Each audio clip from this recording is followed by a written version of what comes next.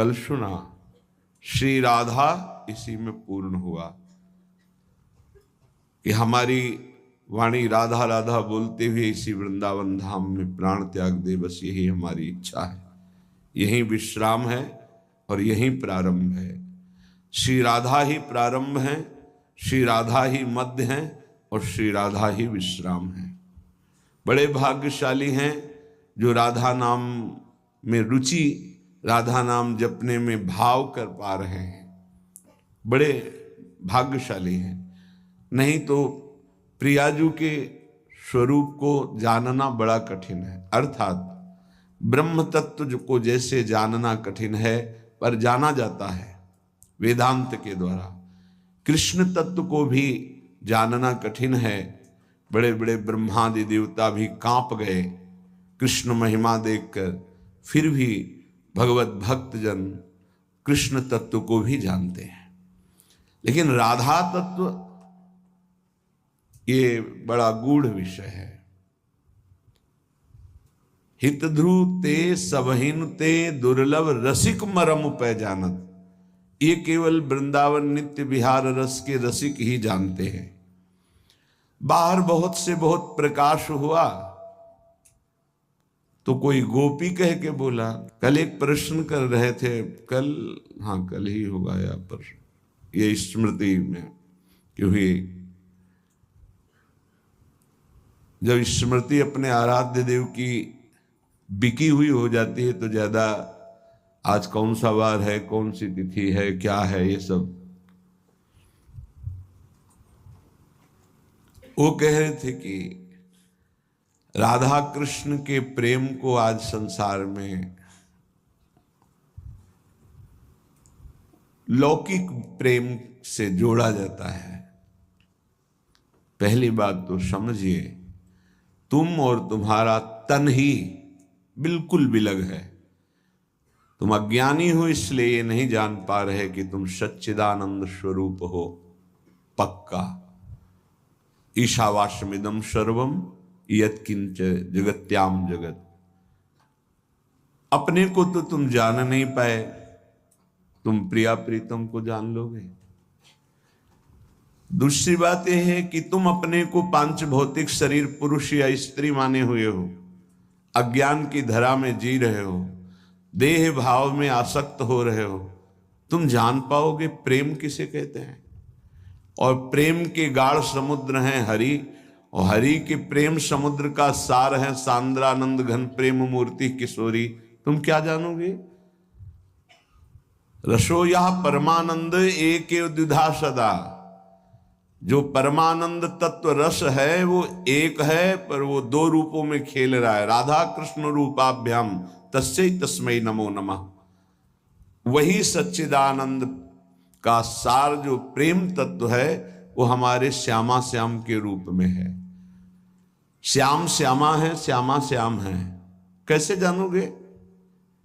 एक प्राण दो तनु, वहां पंच प्राण एक तनु तुम, पंच प्राण और एक तनु तुम हो, भौतिक देहाभिमानी। और वहां जो आत्म तत्व है वही प्रियाजू का तनु है, जो आत्म तत्व है वही श्री कृष्ण का तनु है। दो तनु में एक प्राण एक मन, एक ही आत्म तत्व तनु धारण किए हुए है। वो तनु सच्चिदानंद घन, जैसे तुम्हारी आत्मा वैसे प्रियालाल का तन प्रेम मूर्ति। कैसे जानोगे? किसी की होड़ प्रियाजू तक पहुंच सकती है। उपमा, देवलोक भूलोक रसातल सुन कवि कुल मति डरिए, सहज माधुरी अंग अंग की कही कासो पट तरिए। क्या जानोगे? भगवत रसिक, रसिक की बातें रसिक बिना को समझ, राधा तत्व को जान लोगे।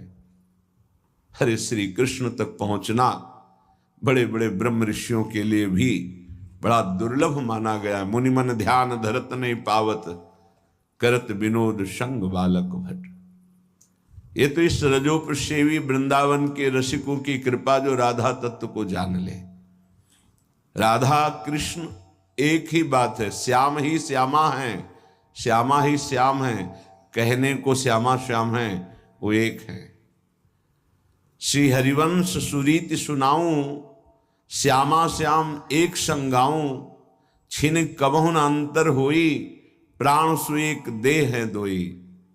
प्रिया प्रीतम के अब ये संसारी जन सांसारिक लौकिक शरीर आसक्ति को राधा कृष्ण के प्रेम से जोड़ते हैं। भगवान रक्षा करें उनकी बुद्धि की, उनके विचारों को शुद्ध करें। श्री किशोरी जी को अगर जानना है तो वृंदावन की रज में लोटो, रज लगाओ वृंदावन की, और रसिकों की चरण धूलि माथे पे रख के उनका अनुगमन करो, उनकी आज्ञा का। वो जैसी आज्ञा करें, फिर किशोरी जी कृपा करें तो समझ में आ जाए कि जिनकी पीक दाने लिए हुए स्वयं अखिल कोटि ब्रह्मांडों का नायक खड़ा हुआ है, उगार की इंतजार करते हैं, जिनके चरणों में महावर लगाते हैं, जिनकी चरण रखने की चौकी को ब्रह्मा शंकर शनकादि प्रणाम करते हैं, वो प्रभु जिनके चरणों में महावर लगाते हैं, वो राधा तत्व है। कैसे जानोगे? बहिर्मुख देहाभिमानी विषय प्रियता रखने वाला भगवान को नहीं जान सकता है, अपने को नहीं जान सकता है, फिर राधा तत्व को जान लेगा? ये गानों में नहीं है, ये कवित्व जोड़नों में नहीं है, ये वो महान परमहंसों के लिए भी दुर्लभ रस है जो केवल रसिकों की कृपा से मिलता है। बस भगवत रसिक, रसिक की बातें रसिक बिना को तत्काल उनको रोका गया। प्रश्न भी इस विषय में मत उठाओ, चलो, अधिकार ही नहीं तुम्हारा कि तुम इस विषय को सुन सको, उसके लिए अधिकार चाहिए। अधिकार इस रज का सेवन, अधिकार प्राणों का पहले समर्पण भगवान श्री कृष्ण में। श्री कृष्ण कृपा करें तब राधा नाम में प्रीति, राधा चरणारविंद में प्रीति, तब रसिकों की कृपा से आप जान पाओगे कि किशोरी जी क्या है। ये हम केवल भावुकता में नहीं बोल रहे, खूब अच्छे से वेदांत शास्त्र, जो तुम्हारी गति नहीं है वहां मति पहुंच चुकी थी पहले ही। ऐसे ना समझो कि ऐसे ही राधा राधा भाव में आके हम बोल रहे हैं, ऐसे नहीं बोल रहे। खूब अच्छे से समझ के, खूब चल के, फिर कृपा को जब देखा तब आंसू आ गए। ओहो, हमारी साधना तो घास थी, घास। बड़े बड़े जिनकी 80-80, 88-88 हजार वर्ष की समाधि लगती है, वो भी हमारी प्रियाजू के तत्व को जानने में असमर्थ है। राधा तत्व के लिए वो भी पूर्ण नहीं है। यन्नारदाजे सुकैरगम्यम वृंदावने वंजुल मंजु कुंजे। क्या समझोगे तुम? नार की गति को अपनाने वाले, मानसिक वृत्तियों से नाना प्रकार की व्यभिचार प्रवृत्तियों का चिंतन करने वाले शरीराभिमानी, जो भगवत तत्व से विमुख, वो राधा कृष्ण के प्रेम तत्व को जान जाएगा। अरे कृष्ण ही राधा है, राधा ही कृष्ण है। श्याम रंग श्यामा रंगी, श्यामा के रंग श्याम। पहले नाम जप करो, नाम जप से ही तुम्हें पता चलने लगेगा, जब हृदय पावन होगा, कि क्या तुम्हारी स्थिति थी, अब क्या स्थिति है। बड़ा विचित्र। यत पादाम्बुरुहै किरेणु कणिकाम मूर्धना निधातुम नहीं प्रापुर ब्रह्म शिवादयोप्यधिकृतिम गोपेक भावाश्रया सापी प्रेम सुधा रसाम्बुधि निधि राधापि साधारणी भूताकाल गति क्रमेण बलिना। हे दैव तुभ्यम नमः। हे दैव, हे समय, तुझे नमस्कार है। राधा तत्व को ऐसे जिनकी चरण रज प्राप्त करने के लिए गोपी भाव तक शिव जी ने धारण किया और आज तक सेवा में प्रवेश नहीं, तुम राधा तत्व को यत्पादाम्बुरुहै किरेणु कणिकाम मूर्धना निधातुम नहीं प्रापुर ब्रह्म शिवादयोप्यधिकृतिम गोपेक भावाश्रया सापी प्रेम सुधा रसाम्बुधि निधि राधापि साधारणी। नरकगामी होने की तैयारी करते संसारी लोग, सांसारिक राग को राधा कृष्ण के प्रेम होश में। कम से कम आचरणहीन हो तो प्रभु से प्रार्थना करते रहो कि मेरे आचरण शुद्ध हो जाए। ऐसा ना सोचो कि प्रभु ऐसा, अरे तुम्हारी आत्मा है वो, वही सब रूपों में तुम क्या जानो। संसार के राग में फंसे हुए जीवों को भगवान बचाएं, उनकी बुद्धि को पावन करें, विचारों को पावन करें। श्री राधा मुरली मनोहर पदाम्भोजं सदा भावयन्, श्री चैतन्य महाप्रभो पदरजः स्वात्मानमेवार्पयन्, श्रीमद्भागवतोत्तमान् गुणनिधि नत्यादरादानमन्, श्री वृंदावन दिव्य वैभव महम स्तोतुम मुदा प्रारभे। श्री वृंदावन धाम की महामहिमा को मैं प्रारंभ कर रहा हूं। पहले तो श्री किशोरी जी के चरणों में साष्टांग प्रणाम करता हूं, फिर मुरली मनोहर पादाम्भोजम सदा भावयन, मुरली मनोहर श्री लालजू महाराज के श्री चरणों की सदा भावना करता हूँ, प्रणाम करता हूँ। फिर परम गुरु परम कृपालु श्री कृष्ण चैतन्य महाप्रभु की पदरज का चिंतन करता हूँ, अपने आप को समर्पित करते हुए, क्योंकि उन्होंने ही वृंदावन भेजा। श्रीमद् भागवतोत्तमान गुण निधि नत्यादरा दानमन, बड़े बड़े जो भक्त भागवत प्रेमी जन हैं, श्री प्रियालाल के समस्त भक्तों की, महाभागवतों की चरण वंदना करता हूं। ये बिना भक्त चरण रज की प्रताप के कुछ भी, तभी आप लोगों से प्रार्थना करते हैं कि घर से निकलो तो 5 भक्तों का स्मरण कर लो, बहुत सुरक्षित रहोगे, कोई विघ्न तुम्हें परास्त नहीं कर पाएगा। भक्ति भक्त भगवंत गुरु चतुर नाम बपु एक, इनके पद बंधन के नाशत विघ्न अनेक। घर से निकलो, 5 महापुरुषों का स्मरण कर लो। हरिवंश महाप्रभु की जय, सेवक जी महाराज की जय, नागरी दास जी की जय, बिहारिन देव जी की जय, श्री स्वामी हरदास जी की जय, हरिराम व्यास जी के समस्त संत भक्तों की जय। नाम स्मरण करते हुए चल लो। जब तक उपासक भगवत भक्तों में महत्व बुद्धि नहीं रखता, तब तक बड़ा मुश्किल है परमार्थ में आगे बढ़ना। भक्तों के प्रति बड़ा पूज्य भाव, संत वैष्णव किसी भी संप्रदाय के हों, संप्रदाय का मतलब मार्ग है। कभी कभी देखते हैं एक वैष्णव दूसरे संप्रदाय के वैष्णव को ऐसी दृष्टि से देखता है कि जैसे कोई बहुत महत अपराधी को देखा जाता हो। ऐसा नहीं होना चाहिए। क्या तुम कृष्ण नाम जप करते हो? क्या तुम कंठी धारण किए हो श्री कृष्ण की? तुम कंठी धारण करने वाले वैष्णव होकर भगवान नाम जप, कोई नाम जप कर रहा हो, वो शिव शिव बोल रहा हो, तो हमारे श्री कृष्ण का ही नाम शिव है।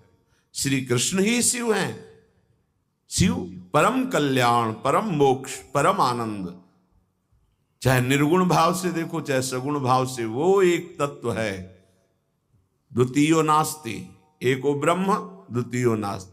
पर बुद्धि राग द्वेष से युक्त होने के कारण परमार्थ में है, पर राग द्वेष निवारण नहीं कर पाए, तो एक वैष्णव दूसरे वैष्णव को द्वेष बुद्धि से दे, ये कभी नहीं होना चाहिए। इसीलिए कहते हैं कि सांसारिक प्रपंच का राग छूटना ये मानो 50 ग्राम उलझा हुआ सूत है, लेकिन परमार्थिक उलझन ये 1 मन कच्चा सूत उलझा हुआ है।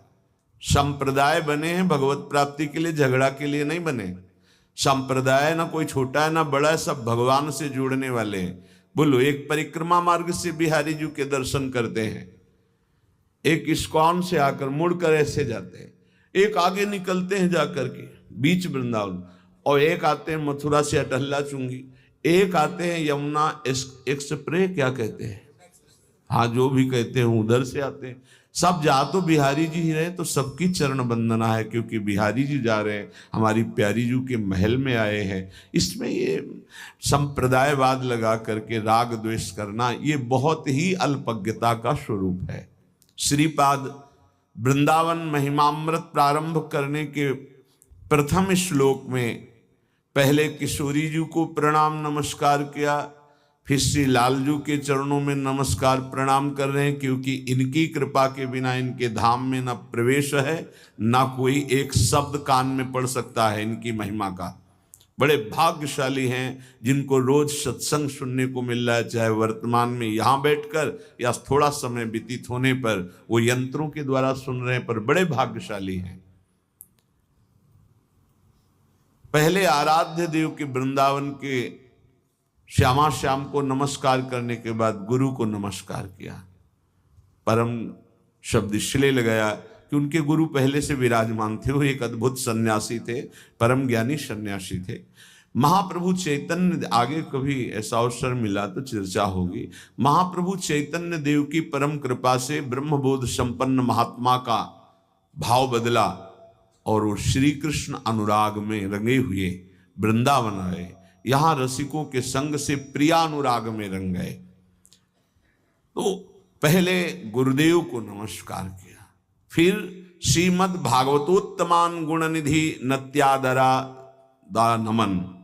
मैं नित्य ऐसे आदर पूर्वक महापुरुषों को नमस्कार करता हूं जिनकी चित्त वृत्ति निरंतर प्रिया प्रीतम में लगी है।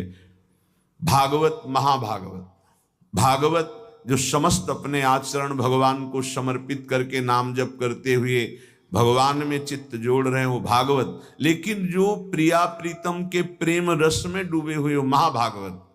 भगवत धर्मो जीत के निज प्रेमा ठहरंत, राधा वल्लभ लाल की विमल ध्वजा फहरंत।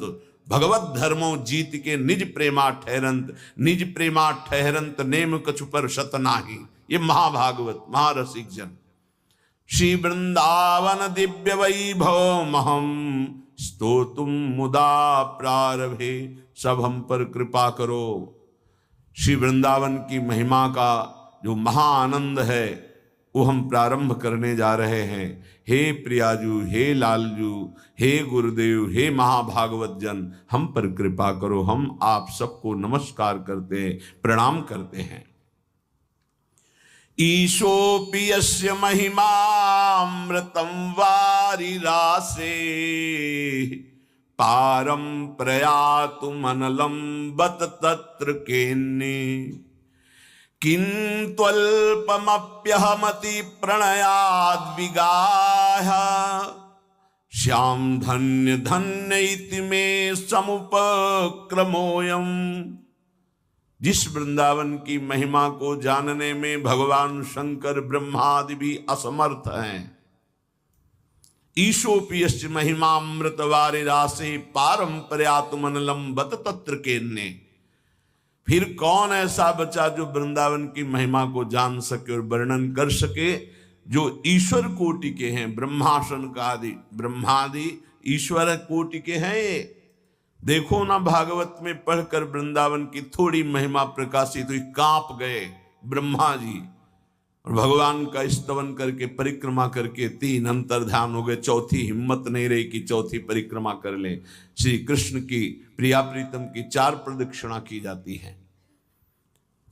जब ईश्वर भी असमर्थ है वृंदावन की प्रेम महिमा का वर्णन करने में, तो फिर दूसरा कौन साहस कर सकता है? किंतु प्रियाजू के बल से किंतु अल्पमति, मैं तो बहुत अल्पमति वाला हूं, पर प्रणयाद विगाह, जो प्रेम समुद्र हैं प्रियाजू, उनके द्वारा दी हुई मति से मैं गान कर रहा हूं। ध्यान दीजिए, प्रियाजू के द्वारा दी हुई मति से वृंदावन की महिमा को जाना जा सकता है।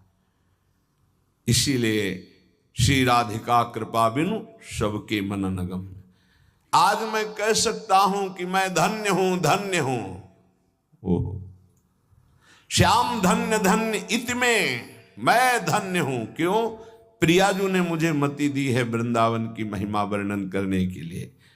इसलिए ये जो वर्णन हो रहा है, ये प्रियाजू के द्वारा दी हुई बुद्धि से वर्णन हो रहा है। महापुरुषों का कैसा सुलझा हुआ दर्शन है। श्रीमद वृंदाटविमं हृदि स्फोरयात्मस्वरूपम अत्याश्चर्यं प्रकृति परमानंद विद्या रहस्यम पूर्ण ब्रह्मामृतमपि ह्रियावा विधातुं न नेति ब्रूयुर्यत्रोपनिषद इहात्रत्य वार्ता कुतस्त्या।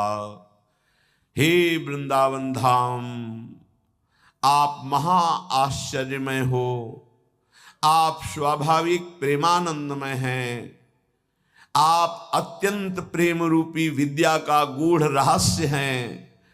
आप कृपा करके अपने स्वरूप का प्रकाश मेरे हृदय में कीजिए, जिससे मेरी वाणी आपकी महिमा का वर्णन कर सके। हे पूर्ण ब्रह्मामृत का वर्णन करने वाले उपनिषद जन, आपका अवगाहन किया, आपका रसास्वादन किया, आपको प्रणाम है। लेकिन आप जिसे नेति नेति पुकार कर बता रहे थे, आज प्रियाजू की कृपा से उस महाप्रेम रस का अवगाहन हो रहा है, वृंदावन के रूप में, श्री युगल सरकार के रूप में। इसलिए हे उपनिषद जन, आपको भी प्रणाम है, क्योंकि आपने ही नेति नेति कहकर मुझे इनका ज्ञान दिया।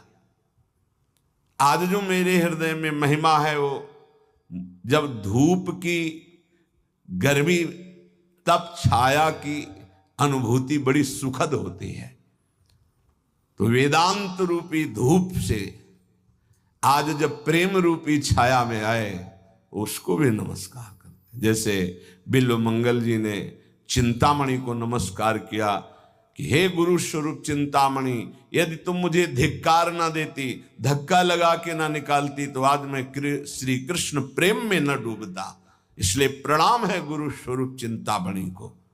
तो प्रणाम है वेद उपनिषद जिसे नेति नेति करके वर्णन करते हैं उस ब्रह्म तत्व का। पूर्ण ब्रह्मामृतमपि हियावा विधातुं न नेति, जिसे तुम नेति नेति वर्णन कर रहे थे, आज प्रियाजू की कृपा से वो हृदय में अवगाहन करने का सौभाग्य मिला। ब्रूयुर्यत्रोपनिषद इहात्रत्य वार्ता कुतस्त्याम।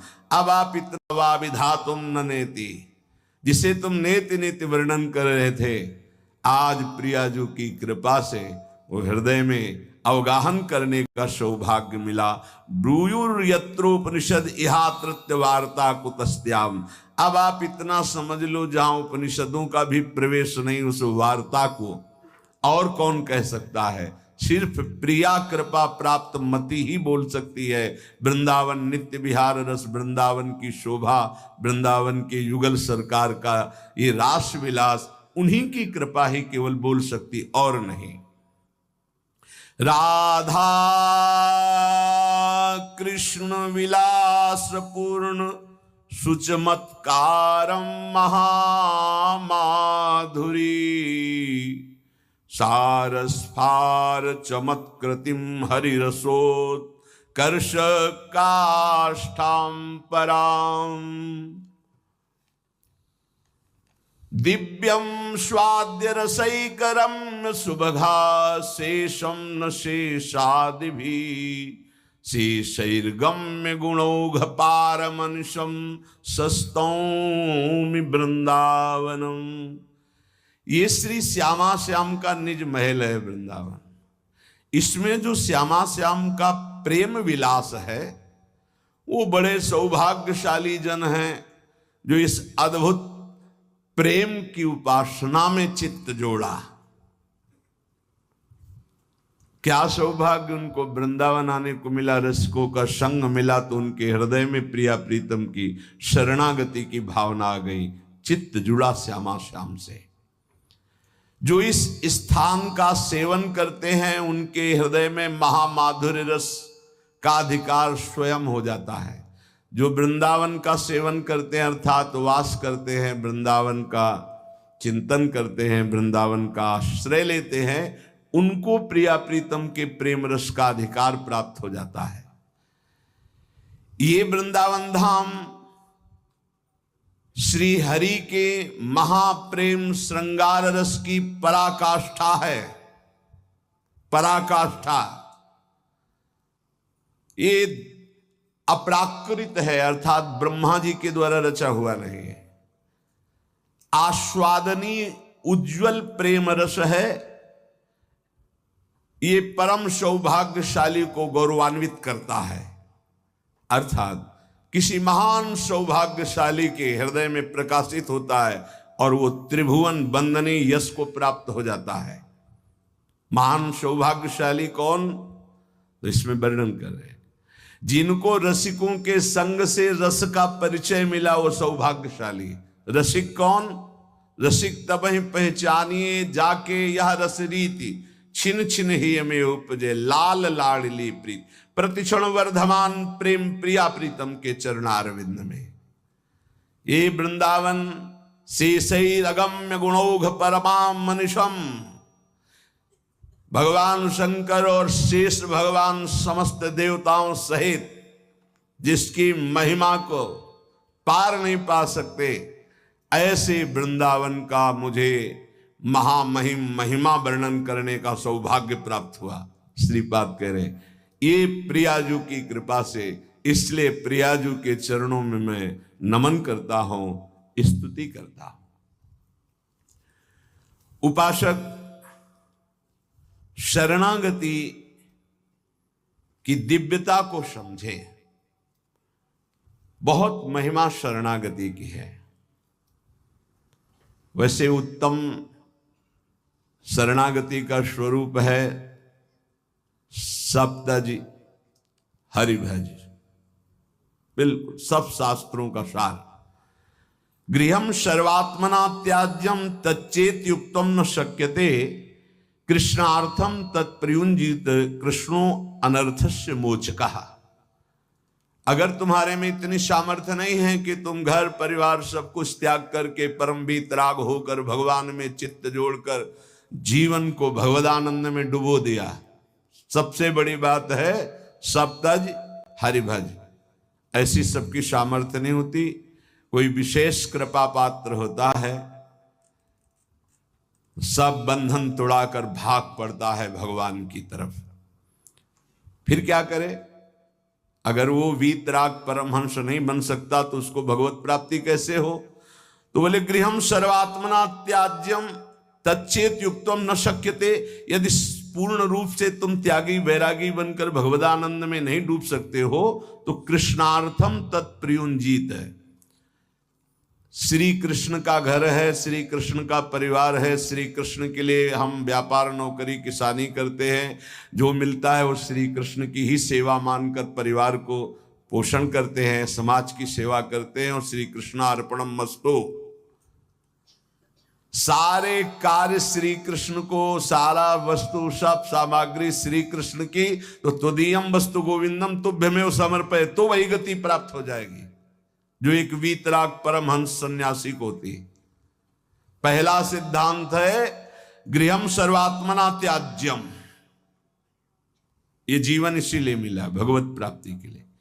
पर तच्चेत युक्तम न शक्यते, यदि तुम्हारी ऐसी सामर्थ्य नहीं है तो तदर्पिताखिलाचारिता तद्विस्मरणेन परम व्याकुलतेत। सारे आचरण भगवान के लिए करो, परम पवित्र भगवान की आज्ञा का पालन करते हुए धर्मयुक्त आचरण करो, घर को भगवान का समझो, घर वालों को सबको भगवान का निज स्वरूप देखने की चेष्टा करो, समस्त संपत्ति आचरण व्यवहार सब कृष्णार्पणम कर दो, रात दिन भजन करते हुए अपने कर्तव्य का पालन करो, वही फल प्राप्त होगा। अगर श्री कृष्ण के प्रति ऐसा किया तो तुम्हारे समस्त अनर्थ और पापों का नाश हो जाएगा, तुम भगवत प्राप्त हो जाओगे। संगा सर्वात्मना त्याज्या साचेत युक्तम न शक्यते। वैसे सिद्धांत है किसी का संग मत करो, असंगोहम पुरुषा। किसी का संग, महाभागवतों के संग को मोक्ष का खुला हुआ द्वार बताया गया, ये किसी में नहीं है, ये महाभागवत जन है। यहां कह रहे संगा सर्वात्मना त्याज्य, ये शरणागति की बात हो रही। पहला है सर्व तज हरिभज, सामर्थ्य नहीं है तो समस्त आचरण, घर परिवार भगवद अर्पित भाव से हर कर्म कृष्णार्पणम मस्तु, नाम जप, भगवत प्राप्त हो जाओगे। इसके लिए सावधानी है, संग का त्याग करो। कैसे संग का? जो मिथुन कहते हैं दो को, जो दो के संयोग से सुख प्राप्त होता है। एक आपकी रसेंद्रिय, एक वस्तु, इसके संयोग से प्राप्त सुख में जो मगन, शब्द और श्रवणेन्द्रिय संयोग के प्राप्त से, शरीर और जनेन्द्रिय संयोग के सुख, रूप और नेत्रेंद्रिय, ऐसे जितना ब्रह्मा के द्वारा रचा हुआ सुख है वो मिथुन सुख है। जो स्वा से मिलता है वो भगवदानंद है, जो पर से मिलता है वो मिथुन सुख है। जब हम भोगते हैं तब सुख मिलता है, चाहे जिस इंद्री से हो। संगम त्यजेत मिथुन वृत्ति नाम मुमुक्षु, जो मुक्त होना चाहता है, भगवत प्राप्त करना चाहता है, वो शब्द स्पर्श रूप रस गंध का भोक्ता ना बन बैठे। कैसे फिर इससे निपटे? बोले भगवद अर्पित, भगवद अर्पित जीवन, भगवद अर्पित भोग, भगवद अर्पित विचार, मुक्त हो जाओगे। संगा सर्वात्मना त्याज्य, पूर्ण रूप से संग का त्याग कर दे। न विषय संग, न विषयी पुरुष का संग, एकमात्र महाभागवतों का संग, भगवत प्रेमियों का संग फिर बड़ा दुर्लभ है। साचेत युक्तम न शक्यते, यदि तुम ऐसा नहीं कर सकते तो सासद्भी सह कर्तव्य संता संगम्य भेषजम, फिर ऐसा करो, जो सतमार्ग में चलने वाले व्यक्ति हैं केवल उन्हीं का संग करो।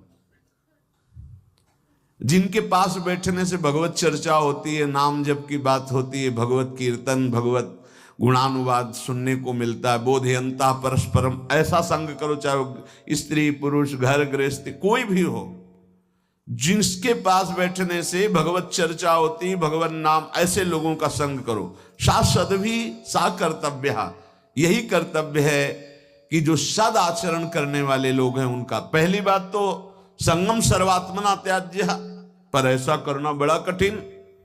साचेत युक्तम न शक्यते, ऐसा सब नहीं कर सकते, तो बोले संग करो। फिर किसका? बोले सद्भी, जो सदमार्ग में चलने वाले हैं, जो अपने कर्तव्य का पालन करने वाले हैं। संता संगस्य भेषजम, और कहीं संत समागम मिल जाए तब तो भौष रोग से निवृत्ति होने की औषधि है संतजन। संत समागम मिला मानो संस्कृति के चक्र का अंत हो गया। बड़े भाग पाई सतसंगा, बिनय प्रयास होई भवभंगा। भार्यादिरनुकूलश्चेत् कारयेत् भगवत् क्रियाः, उदासीने स्वयं कुर्यात् प्रतिकूले गृहं त्यजेत्, तत्यागे दूषणं नास्ति यतो विष्णु पराङ्मुखः। यदि आप गृहस्थी में फंस चुके हैं, अब आपको भगवत प्राप्ति कैसे हो? तो कह रहे हैं स्त्री आदि परिवार जो भी है, सबको भगवत परायण होने की शिक्षा दी जाए। सब नाम जप करो। हमसे अगर तुम अपनापन रखते हो तो 10 मिनट ही सही, पर तुम नाम जप करो। भगवत प्राप्ति के लिए कैसे घर का माहौल होना चाहिए ये बता रहे हैं। भार्यादि अनुकूलस, पत्नी को अनुकूल बनाओ। अनुकूल बनाने का मतलब उसको शासन के द्वारा अनुकूल नहीं बनाया जाता किसी को, प्रेम के द्वारा अनुकूल। प्रेम की भाषा बिना पढ़े लिखे लोग भी जानते हैं, पशु भी जानता है। छोटा बच्चा है, दुलार करो, प्रेम से ऐसे पुचकारो, किलकारियां मानने लगेगा। अभी उसको कोई ज्ञान नहीं, लेकिन प्रेम की भाषा वो भी जानता है। फिर वो तो अर्धांगिनी पत्नी है।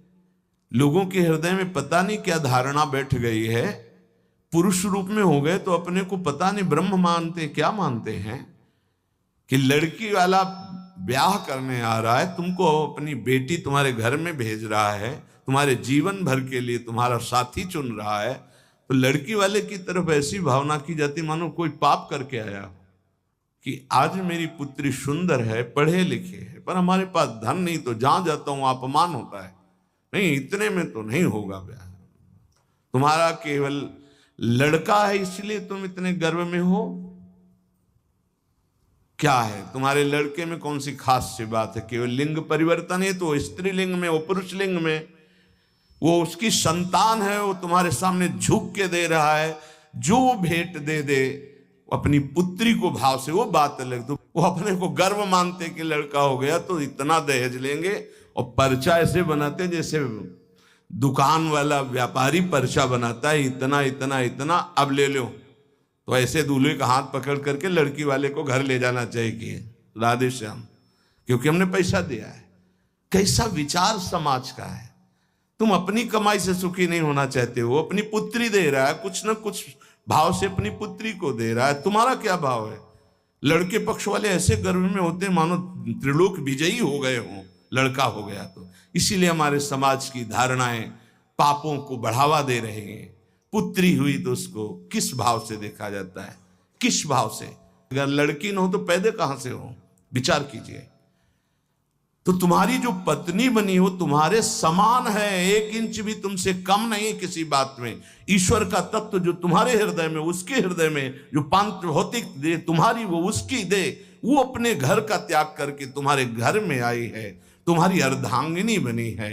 तो चाहिए कि तुम्हें प्यार के द्वारा अनुकूल, भार्यादि अनुकूल चेत कारेत भगवत क्रिया। प्रेम में बड़ी सामर्थ्य है। किसका परिवर्तन प्रेम से नहीं हो सकता है?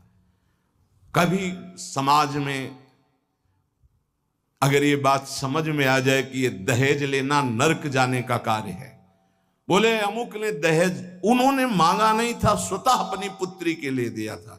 किसी को भी अगर हमारे व्यवहार में पुत्री के साथ बहुत सी सामग्री उत्साह के साथ देने का भाव तो उनके पास है और उन्होंने दिया अपनी पुत्री को, तो आपने मांगा तो नहीं, वर पक्ष ने मांगा तो नहीं, आज बेचा जाता है। कैसी समाज की दुर्व्यवस्था है। ना सत्संग सुनते हैं, ना शास्त्र समझते हैं। तो बच्चियों के प्रति कितना निकृष्ट भाव आ गया कि एक गरीब आदमी की यदि लड़की पैदा होती तो माथे पे हाथ रख करके सोचता है कि मेरा दुर्भाग्य। कोसते हैं कि तूने लड़की क्यों पैदा की। अरे अगर हमारी मां नहीं होती तो हम कहां से प्रकट हो जाते? वो मां है, वो दैवी शक्ति है जो प्रकट हुई है। कैसी बुद्धि भ्रष्ट होती चली जा रही लोगों की कि बेटी के शब्द से उनको एक असौभाग्य लगता है कि अरे बेटा थाली बजाओ, चाहे वो पादुका से मार के घर से बाहर कर दे, बुढ़ापे में बेटी ही काम आएगी। फिर चलो पापा हमारे यहाँ, बूढ़े पिता के लिए बेटी तैयार है प्राण देने की। आज बेटियों के प्रति भाव यहां शास्त्र आज्ञा कर रहा है, भार्यानुकूलश्च, वो तुम्हारी अर्धांगिनी, तुम उसके साथ ऐसा कोई व्यवहार मत करो जो तुम्हारे को कभी अनुकूलता की वजह प्रतिकूलता में आ जाए। और आप ध्यान रखना, ब्रह्मा जी बहुत चतुर हैं। जब देखा कि बेटियों की ऐसी अल्ट्रासाउंड करा लिया, ये देख लिया, वो देख लिया, ऐसा भाव, तो काम ऐसी कि तुम हटा ही नहीं सकते हो। आगे की समझ गए होगे चर्चा। इस बात को समझो, तुम पाप करोगे तुम्हें भुगाने के लिए उसी जीवात्मा को भेजा जाएगा और ऐसे रूप में भेजा जाएगा कि तुम्हारा कुछ बस नहीं चलेगा। ये जो घर गृहस्थी में भ्रूण हत्या गर्भ हत्या में प्रार्थना करते हैं, आज वो समय नहीं कि बेटी हुई तो तुम्हें माथे पे हाथ रखना। आज राष्ट्रपति बनी बेटी भारत की। हम बार बार कहते हैं, अभी क्रिकेट मैच की पूरी बेटियां ही आई थी, बहादुर। एक सेना नायक आई थी, होश उड़ जाए उसकी दृष्टि मिलाने में। ये शेरनी भारत की दैवी शक्तियां है। कैसा विचार बन रहा है। पति अपने को भगवान समझता है, पत्नी को भगवत भाव में नहीं देखता है। कलह अशांति मची रहती है।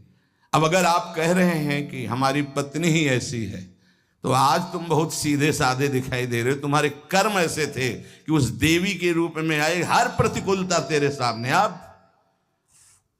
अगर आप अनुकूल चलना नहीं सीखोगे तो भगवान का विधान ऐसा है कि तुम्हें हर कदम पर दुख प्रदान करेगा। समान भाव, इसलिए भगवान शिव ने दिखाया कि आधा शिव तो आधा शक्ति, यही स्वरूप, सब शिव स्वरूप हैं, सब भगवत स्वरूप है, यही होना चाहिए। अर्धांग पे विराजमान अंबा और इधर भगवान शिव, इधर अंबा का स्वरूप वही है, दूसरा कोई नहीं है। भगवान ही पत्नी के रूप में है। शास्त्र आज्ञा कर रहा है भगवत प्राप्ति के लिए भार्यादिर अनुकूलश्च, पहले पत्नी को अनुकूल बनाओ, भगवान को अनुकूल बनाने के लिए परिवार में भगवत भाव पहले लाओ। कलह अशांति, ऐसे प्रेम में बहुत बड़ी ताकत है। इसीलिए हम कहते हैं आज हमारे जो भागवतिक प्रेम की तरफ चलने की बात जाने दो, सांसारिक प्रेम का नाश हो रहा है।